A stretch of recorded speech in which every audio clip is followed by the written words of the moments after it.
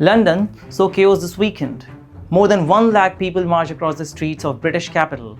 They called it the Unite the Kingdom rally. The police called it disorder and the government called it a shame. But here's the question. Why are so many in Britain angry?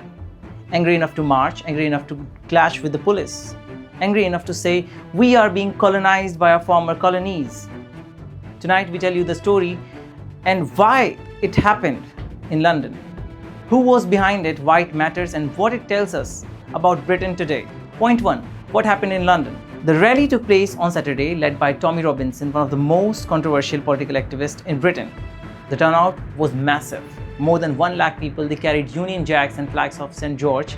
The slogan was sharp: stop the boats, send them home.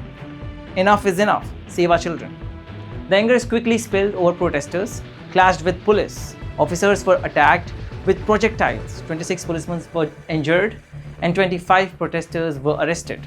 Police had tried to keep counter-protesters apart, but the barrier collapsed and what began as a free speech march turned into street violence. And who joined them?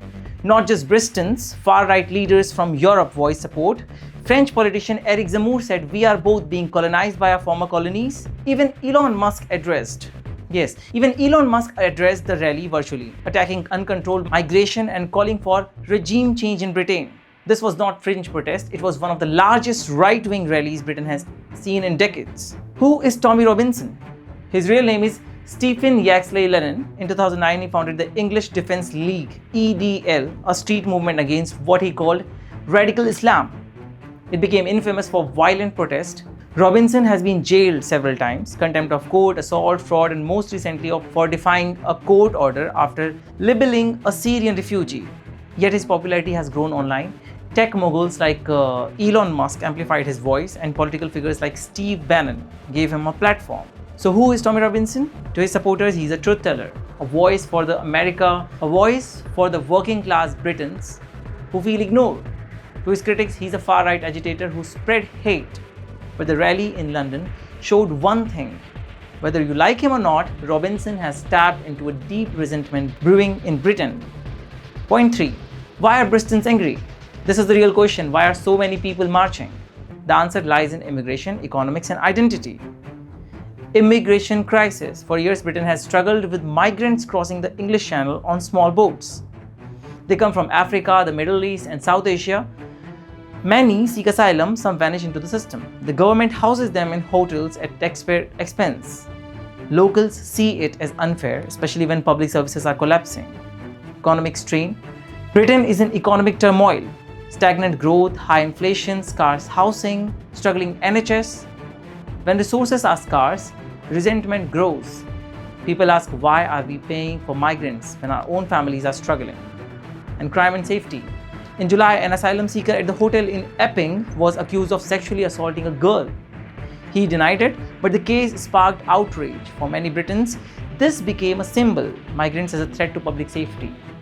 Robinson and others capitalized on this anger. In short, the rally was about more than Tommy Robinson. It was about ordinary Britons saying, our country is changing and no one asked us how, no one asked us when. The political fallout. The British government is under pressure. Home Secretary Shabana Mahmood condemned the violence, promising tough action. Police said they will track down and prosecute those responsible.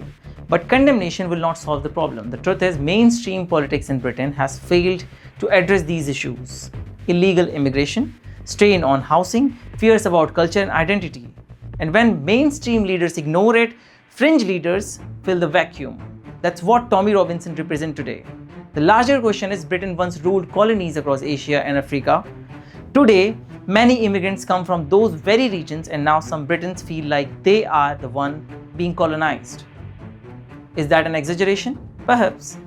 But perception matters, and the perception is clear. Britain's working class feels abandoned by their own leaders, by the media, by the establishment. So here's the takeaway.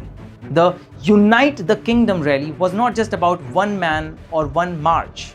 It was a symptom of a larger problem. A Britain divided by identity, struggling with migration and searching for a leadership. Tommy Robinson may not have a solution, but he has tapped into the anger.